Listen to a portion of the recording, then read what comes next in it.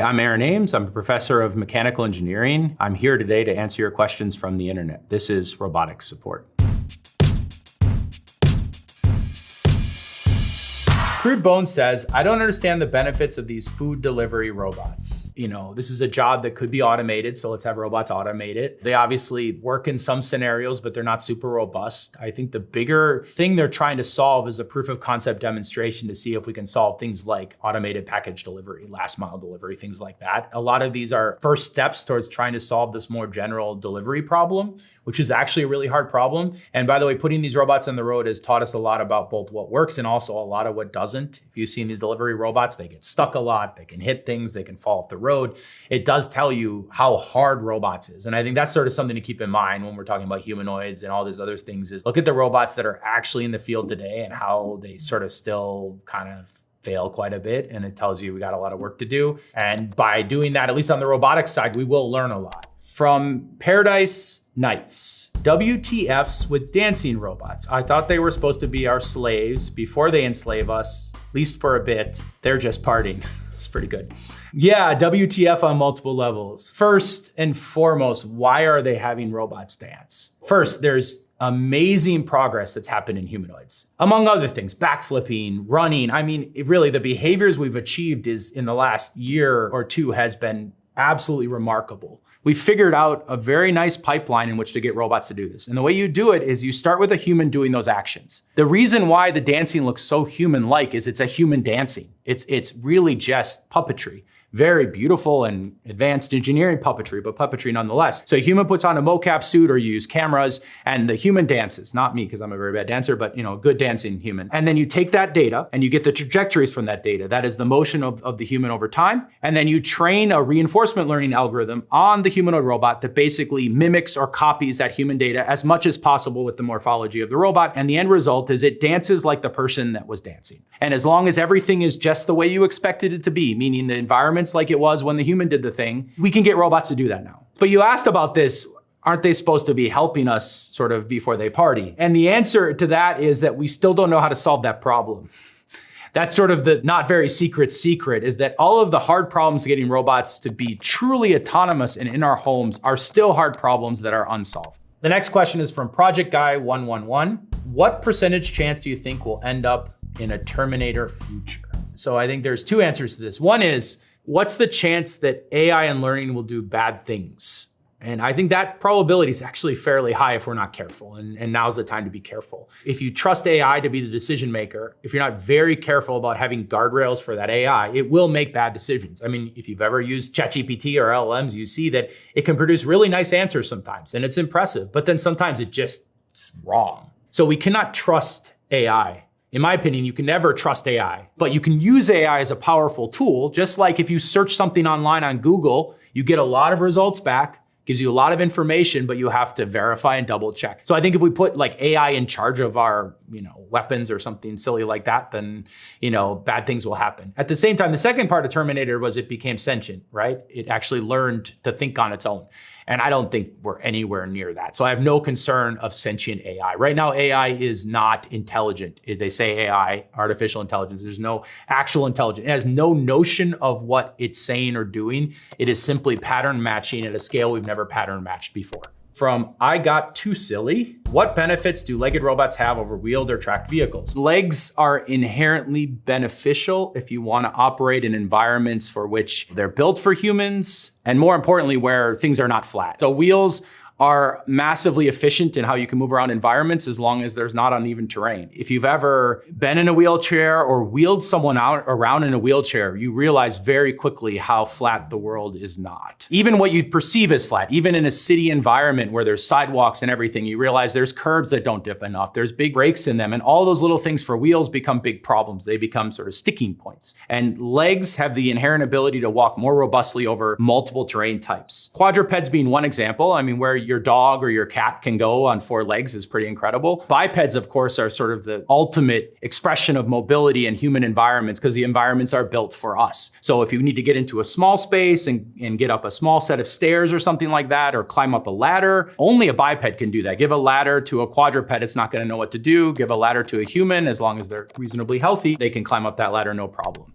From Sammy514. What are robot dogs actually being used for? So we've actually come a long ways in robot dogs, which are actually technically called quadrupeds because they have 4 legs. It's really amazing what's happened in the last sort of decade, where we've gone from these robot dogs being in really lab environments and research environments to being things that you can buy at insanely low prices. The hardware has made immense progress. I think the practical use cases are still a little thin. They're thinking about doing them as things like inspecting buildings, sending robots ahead in disastrous scenarios, right? And for that, legs are definitely better than wheels. The next question is from Levon21. Is there any attempt to put ChatGPT inside a robot? Yeah, there's lots of attempts. So right now there's many humanoid robot makers that have that as a layer in their humanoid robots. And so the way to think about this more generally is that as we're making robots do things, there's no one thing that's going to make them do all things, right? So imagine your body, you have a brain, you also have a spinal cord, you have proprioception. So you sort of intrinsically have multiple computers running in your body at any given time. Like your spinal cord is a computer in its own right. And those computers run different algorithms. So at the highest level, at our cognitive level, that's where LLMs will sort of play a role if you'd like. So you want to ask the robot a question and have it perceive something about the environment and make a decision. So ask the robot, where is the red apple on the table? It can use an LLM to parse that language into code. Use computer vision then to detect all the apples on the table and return based on that an estimate of where it is. When you actually want to reach for the apple, an LLM is not going to reach for the apple. That's where traditional robot control will come in, or where reinforcement learning will come in, which is a whole nother type of learning that's different from LLMs. And those are what's actually running on the robot, right? Those are what are making the robot go, just like your spinal cord is really what moves your body most of the time without you having to think about it. From I Want to Be Free 10, are autonomous vehicles mobile robots? Yeah. I mean, if you want to ask what the most advanced robot is today, you would take autonomous cars and mobile warehouse robots like Amazon has. Autonomous cars, I think, are one of the prime examples of the farthest that we've pushed autonomy. So yeah, it's absolutely a robot. It's an advanced robot that's a beautiful work of engineering. From V-Night Persona, how does the Roomba know what's what? I think what they're asking is, how does the Roomba have a semantic understanding of the environment, is the way we would technically phrase this question, that is able to identify things around the room that it sees and correctly identifying them. So basically, we've been able to take a bunch of training data, a bunch of examples of pictures on the internet, videos on the internet, and teach robots how to correctly identify those. By teach, what we mean is we can train up basically this big neural network that takes images in and produces what's in the images out. And as a result, we can now correctly identify most things in an image. And so what Roomba does is simply, it has a camera that's perceiving those things in the environment. It's checking with the internet based on these large models and then identifying the things in the environment and using that information to tell you what's going on. The next question is from Fireplace Air. Why make robots humanoid shaped when they could have 6 arms? Humanoid robots are the most suited to do the most things, even if they're not the best suited to do any given thing. Again, the world is built for us. We've built the robot for something of our shape and our function. Doors, stairs, narrow corridors, all these things. And if you want a robot that can slot into any scenario where a human can go, which is pretty much most scenarios we care about, not all, but most. You want somebody to start making you sandwiches in your kitchen, or you want a robot that can be dropped into an existing factory and automate some tasks, right? I want to say all that as a preface to the fact that humanoid robots are not the best form for, again, a given application. For example, right now, the largest owner of robots is Amazon. It has over 1 million.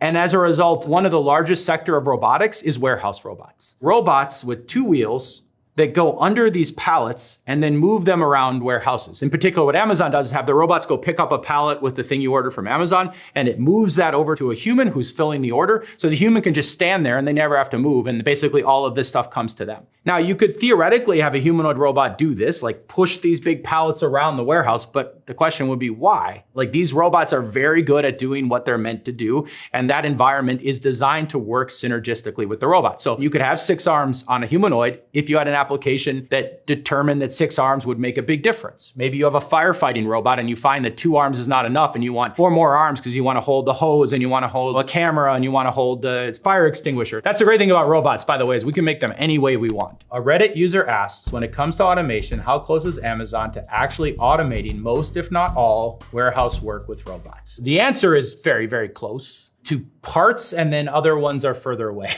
So in terms of automation of warehouses, Amazon is by far the leader in this domain. Amazon Robotics in particular has been working on warehouse robots, specifically robots that move around warehouses, to move pallets around, to move your order to a person filling the order for 20 plus years now. And they've really refined that process so they maximally and efficiently can move packages to the sorter, and then the sorter packages them up. So the question becomes, what remains? And what remains is then the part that the human's currently doing, which is grabbing these things off the shelf and putting them in boxes. And so this is much more an open-ended work where they're testing out solutions right now. So for that, you can use things called local manipulators, meaning you have robot arms, maybe on mobile bases, and maybe use suction cups or soft graspers, and you would pick up objects and put them in boxes. And you can do this with varying success levels right now, but you're not at the success level to truly automate that, where you don't need a person present for all objects. Because you imagine all the objects that go in Amazon boxes, all the different geometries and how they feel and look. I mean, it's a very complicated problem to automatically and autonomously load all these objects. So that problem's sort of open-ended. Kaleidoscope Inside asks, if you could commission a robot to be built with no financial barriers, what would your robot do? So if I had no financial constraints, I would try to sort of solve the exoskeleton problem. Like $1 billion could get it done. $1 billion, in my mind, could develop something that would eradicate the need for wheelchairs, essentially.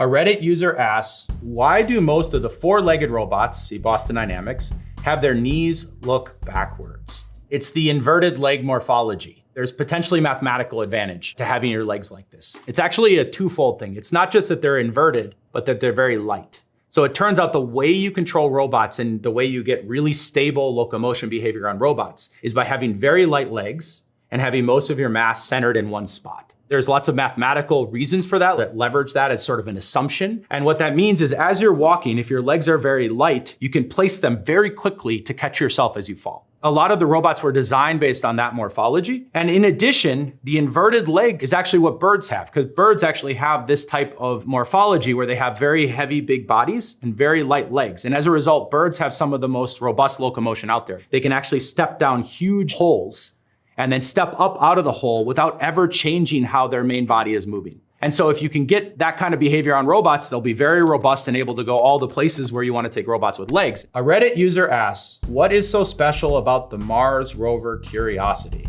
I mean, what's not special about a Mars rover? Pretty much everything. It was on Mars. I mean, the reality is that these robots are incredible engineering feats. First, just getting it to Mars is special. And then the rover itself, all the rovers that have gone, Curiosity and all of them, they had these amazing engineering sort of gems in them that they built up. You know, their suspension system is specifically built so that it can handle rough terrain. Their wheels are specifically built so they'll be robust to going over rocks and things like that, and you won't blow out a tire, right? So the entire structure is built to maximally be robust to this really harsh environment. I mean, there's the electronics, which have to deal with this very sandy and windswept environment where there's dust storms, you know? There's power limitations, just the power alone. I mean, the sun doesn't come through at the same intensity, so you have to have good solar panels that actually charge the electronics. The electronics have to be battery efficient, right? And then after all of that, you have to do science with it. And then, of course, you have to talk back with Earth at the same time and make sure you don't lose that signal. I mean, the list goes on, but to build a system like that, I mean, every one of the rovers we've sent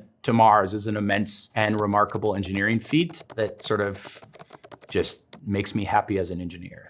The next question is from F. Krasuski, 34111. Wait, how do autonomous cars even work? Like, are we trusting robots with our lives now?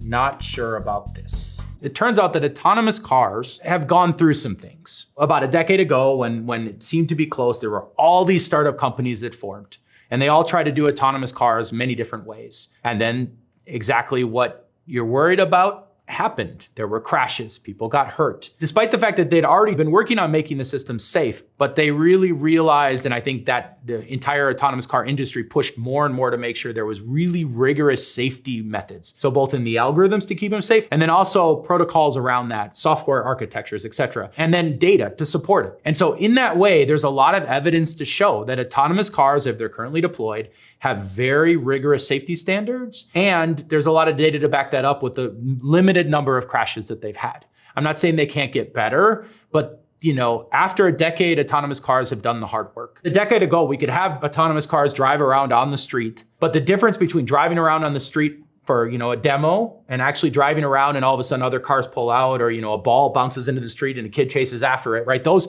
corner cases kill, and safety kills. Meaning if you're not safe, you die, both as a company, but also as a technology. The next question is from Time is Grand, a noob question. Why does Elon Musk think LiDAR is not a good idea? I don't know Elon Musk's mindset, but in my mind, LiDAR is awesome. So you have really two main sensing modalities in robots, autonomous cars, etc. I mean, there's many more, but in terms of perceiving the environment, the two most popular things are using cameras, of course, which is what Tesla does, and you have LiDAR. Now, LiDAR sends out a bunch of laser pulses, and those bounce back and tell you what's around you. So it's sort of 3D radar, but now it's using lasers, LiDAR. Cameras, of course, have a lot of information present. They can tell you not just how far objects are if you can properly estimate distance, but what objects there are and where they're at in the environment. So you can get semantic understanding of the environment and things like that. LiDAR does an incredible job of precisely identifying everything in the environment with like a full 360 view. So you know exactly where all the objects are, but you have no idea really what the objects are.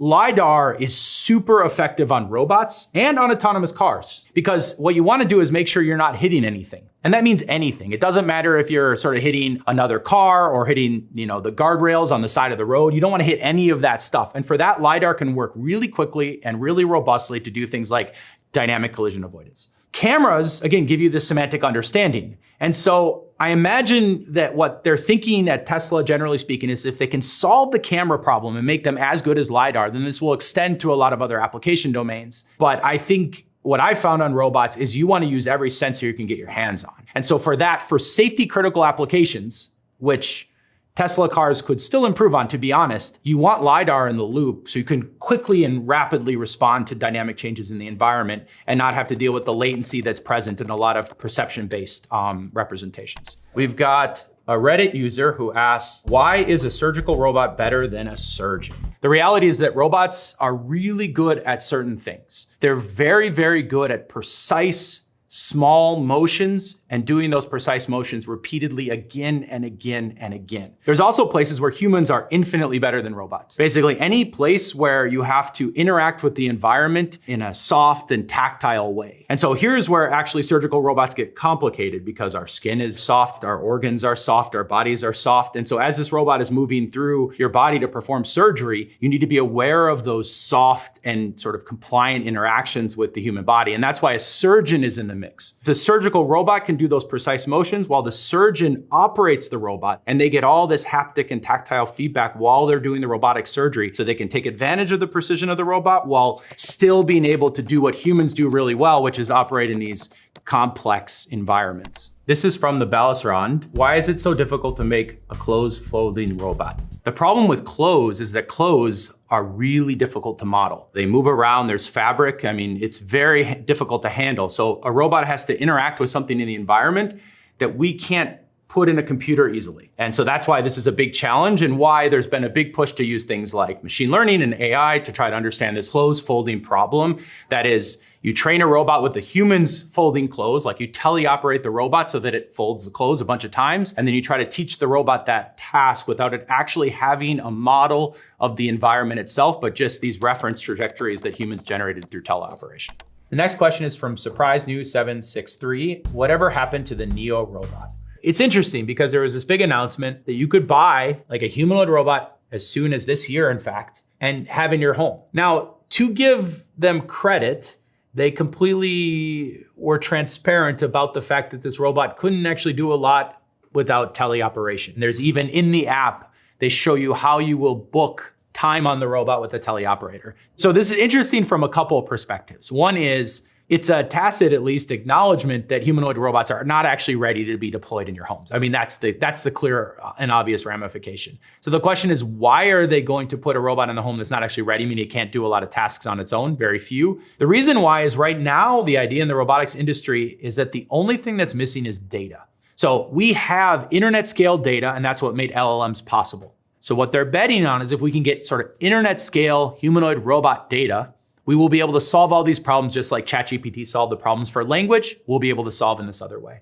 So the idea with the Neo robot is not so much that they think they're really going to sell all of these robots and make money off them by having them teleoperated, but rather this is an amazing way to do data collection. You put all these robots in homes and then people agree to let you teleoperate them in their home. They collect all this data and then they're going to use this data to train a large model to determine how to make the robot do these tasks automatically. If you can get early adopters to sign up for that because it's cool, you'll be able to generate enough data to actually train large models to learn how to do these tasks. But I want to say one final thing is that I don't think it's going to work. I don't think that there's enough data you can collect in this way to solve this problem with just human data. People tend to confuse LLMs and text with robots, which are fundamentally different things. In particular, the amount of data needed to understand how a robot moves, these trajectories. Think about them as trajectories as the language of robots, and they include position, velocity, force, all this rich dynamic information. But they're so variable because there's so many degrees of freedom that it makes language seem simple. And in fact, the way to really understand this is look at evolution. We developed language in a very small fraction of our total evolution. Most of the time we spent evolving was to do these other basic things, right? Things that require motion of our body. That's why they say you only use 10% of your brain. What they mean by that is that a lot of your brain is being used for these very complicated motions that we do, right? And so the point of this all being is I don't think that data is going to work. I think that what we're missing is not more data. Not that it can't be helpful or help to polish things, but we need to understand physics as well. You need to merge physics with human data, and that's the only way you're going to solve the general intelligence problem on humanoid robots, because robots are not language. That's it. That's all the questions. Hope you learned something along the way. Thanks.